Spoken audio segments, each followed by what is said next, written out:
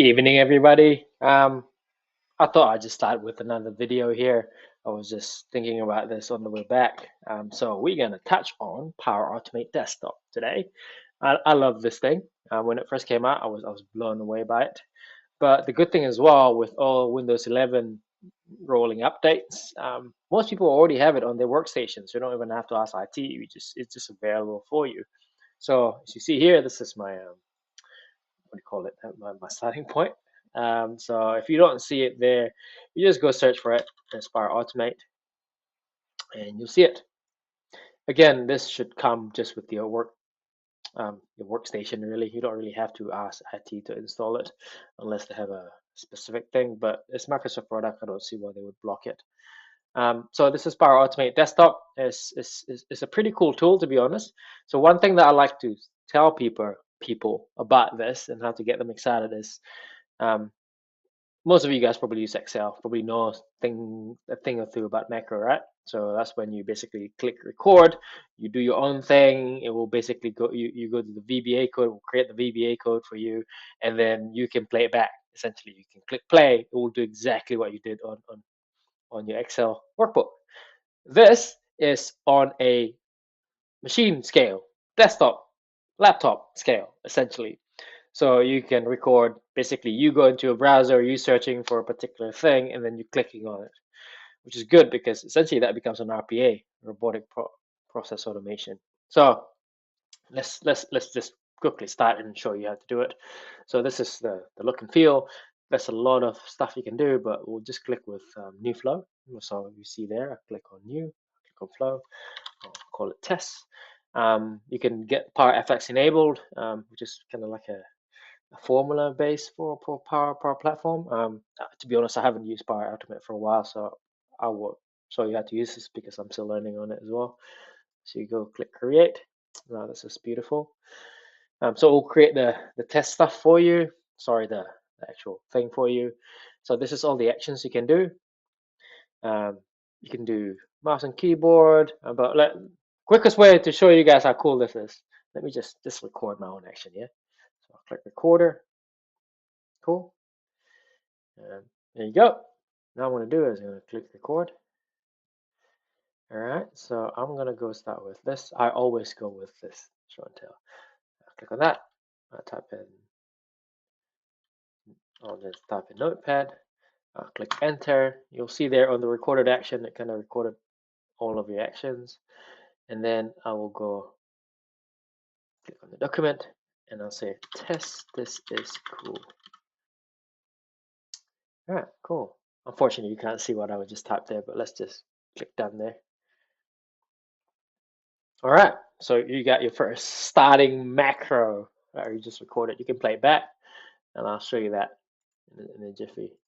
Usually when I show people about this, they get very like, whoa, this is pretty cool. Like, yeah, this is pretty cool, mate.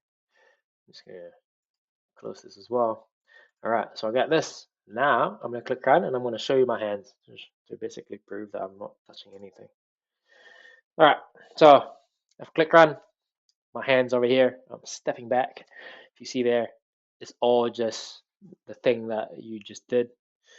So click on the UI element, Windows. The thing with this and all RPA, sometimes it does fail.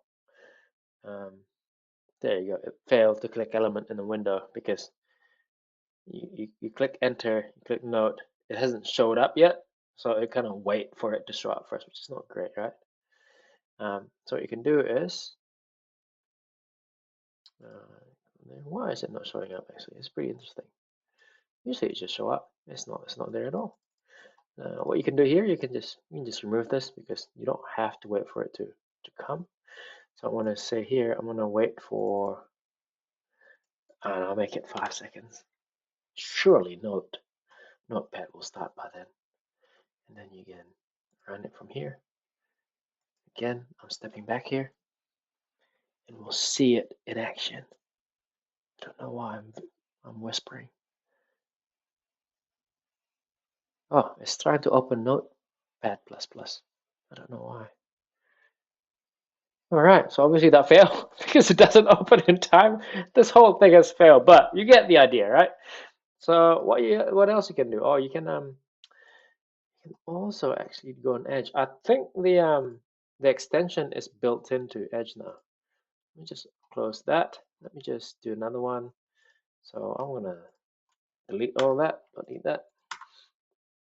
Let's do another one. Let's record another thing here. I'm pretty sure the extension for Edge has already been installed. When it first came out, you kind of have to install the extension on Chrome and Edge and whatever browser you use, so that it knows how to click buttons on your web browser. But this is useful if you, well, it's usual if you have like a system online that you kind of have to click buttons every time, yeah. So I go here, yeah, there you go. Search bar, I go Google,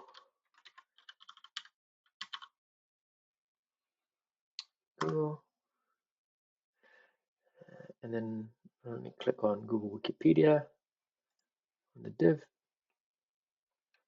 Does it do it? There you go. I didn't click it. Okay, that doesn't really do anything. Does it really take me anywhere? No, it doesn't go to Google. No, it doesn't click on anything at all, which is very weird. Images. Let's click on images. No. Weird. Okay, this is kind of failing. Click down on this. I don't know why that doesn't work. Maybe I do need a. Weird. Maybe I do need to install the extension, but you can essentially do the same thing. Record the same. Yeah. Okay. There you go. It's doing something, but I don't know what's happening. It's a bit of a failure, isn't it? Anyway, I'm just gonna upload this anyway. Hopefully you guys get the idea.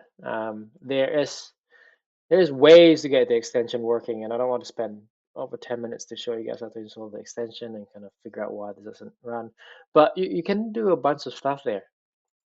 I see here you can do web data extraction, work queues. You can, obviously now you've already recorded it, just like a VBA. You have a starting point. You kind of understand how things work, right? So you can add there. You can do get files in folder. You can bring it. Okay, first thing I want to do is I want to get files in folder. You can search for it. Say I want to get all the, I don't know, my data. I don't know if I have any data in there, but say I have download in the converted PNGs. There you go. Cool. File filter, include everything, save, and then you can then get the files. You can move the file. You can copy. You can get files. There you go. I can do stuff with it. I can do copy file. Yeah, I can copy file. There you go. Files to copy. I'll take it from the previous action. So yeah, I'll take this, and I'll go. The flow is the files. No, that's not it. Input. No, that's not right either. Cancel. What was that? Weird thing. Why doesn't it? Weird. Usually it does work. Give me a second. Oh, into files. Yeah, right. Sorry. So if you see here, that kind of input read all the files into a variable called files, which makes sense. And then you get copy files. There you go. I go files. And destination, I want to copy it to. I'm just gonna copy it to somewhere like, I don't know, mate. I wanna make it to attachment or something. Copy, select folder, attachment. File access, do nothing. Save. All right, cool. Now I'm gonna delete that. Don't need that. Don't need that. Don't need that. Now I'm gonna run this and see magic happen. Cool, that's done. So essentially what I just did is copy all the files from that download folder into this document. Let's go there and check. I think this is a bunch of PNGs. There you go. Yeah, it is. So you're probably gonna say I don't trust you. So let me just show you that. I'll just show you that. Just to show that you know, you can see I'm not making this shit up. You're saying, what am I doing? I'm trying to do this in less than 10 minutes, but I might not be able to do it. But your images, show you. Is it the one I just said? Complete PNGs. Yeah, there you go. So there you go. I just copied them. It wasn't there before in the attachment. I don't know what that folder is, but cool. All right, that will be it. And thank you for listening.